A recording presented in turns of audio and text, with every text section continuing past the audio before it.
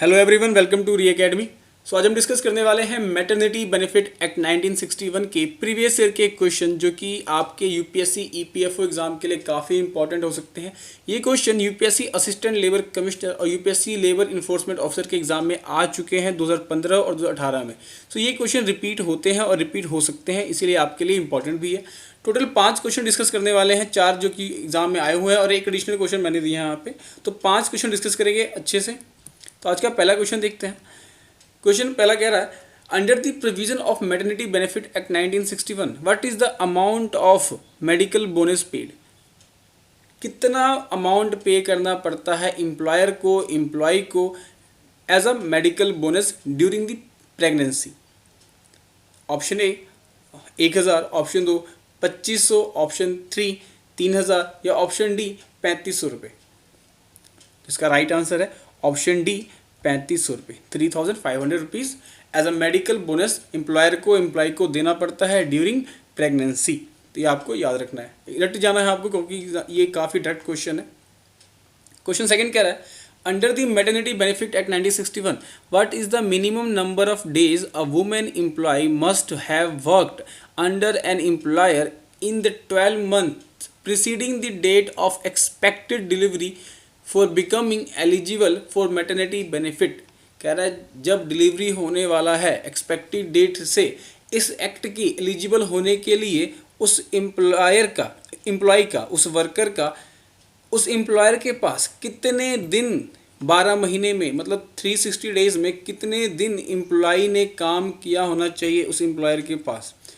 Option A 90 days, option B 80 days, option C 180 days या option D 240 days. इसका right answer बताना आपको। इसका राइट आंसर है ऑप्शन बी 80 डेज। अगर किसी भी फीमेल वर्कर ने, किसी फीमेल एम्प्लॉय ने किसी भी एम्प्लॉयर के अंडर किसी भी इस्टेब्लिशमेंट में अगर 360 डेज में से 80 डेज भी कंटिन्यू सर्विस दी है, ठीक है, इसका मतलब वो एलिजिबल है मैटरनिटी बेनिफिट एक्ट 1961 के लिए। ठीक है, आपको याद रखना है।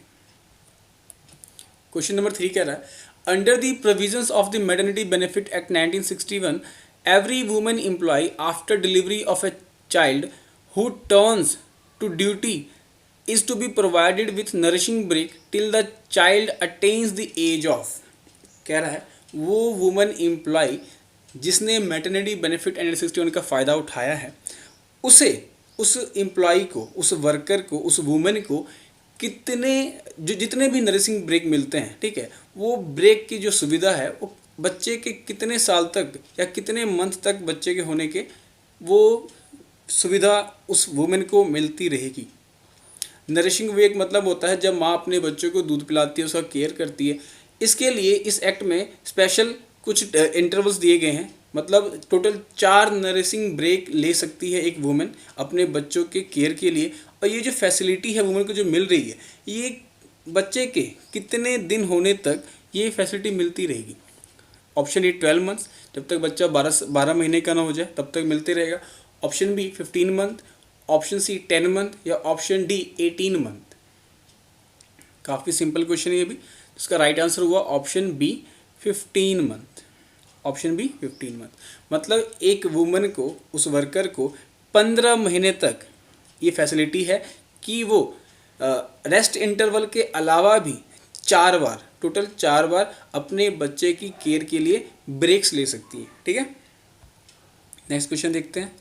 Question number 4, which one of the following is the total period of maternity leave admissible to a woman employee having 2 or more than 2 surviving children under the provisions of the Maternity Benefit Amendment Act 2017। आपको यहाँ पे याद रखना है 2 और मोर, वो woman employ जिसके पहले ही 2 या 2 से ज़्यादा बच्चे हैं तो उसे थर्ड चाइल्ड पे कितने दिन का लीव मिलेगा, ये क्वेश्चन हमसे पूछ रहा है यहाँ पे।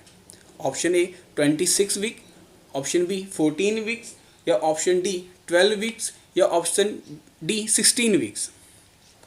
तो इसका राइट आंसर है ऑप्शन सी 12 वीक्स। 26 वीक का लीव मिलता है फर्स्ट चाइल्ड पे और इसके बाद सेकेंड चाइल्ड 2 या 2 से जब ज़्यादा बच्चे हो जाते हैं उसके बाद सिर्फ 12 वीक्स का मैटरनिटी लीव मिलता है। आपको ये याद रखना है कि वो 2 बच्चों की माँ पहले से है या तीसरे की होने वाली है, तब जाके उसे 12 वीक्स का ही मिलेगा लीव, ठीक है। या तो अगर उस वुमेन ने, उस एम्प्लॉई ने क्या किया हो, वो या तो वो कमीशन मदर है या उन्होंने कोई बच्चा अडॉप्ट किया है, ठीक है, इस केस में भी उसे 12 वीक का ही लीव मिलेगा। नेक्स्ट क्वेश्चन कहते हैं, ये प्रैक्टिस के लिए आपके हैं, the maternity benefit acts objective were achieved by the enactment of. ये मैटरनिटी बेनिफिट का जो ऑब्जेक्टिव्स है ये पहले भी किस एक्ट के द्वारा अचीव किया जाता था। तो इसका आंसर जनरली बहुत सिंपल है। अगर आपने एक्ट एक बार देख भी लिया हो तो उस एक्ट में गिवन में से एक एक्ट का नाम बहुत बार आता है, बहुत ज़्यादा बार। नीचे दिए 4 ऑप्शन में से एक एक्ट को बहुत बार लिखा गया है मैटरनिटी बेनिफिट एक्ट में। क्या वो फैक्ट्री एक्ट है, या पेमेंट ऑफ वेजेस एक्ट है, या सी एम्प्लॉय स्टेट इंश्योरेंस एक्ट 1948 है, या डी स्टैंडिंग ऑर्डर एक्ट 1946 है। इसका राइट आंसर है employee state insurance act of 1948। तो इस एक्ट में भी मैटरनिटी बेनिफिट के बारे में बताया गया है, वुमेन्स के बारे में इस एक्ट में भी प्रोविज़न दिए हुए हैं, ठीक है।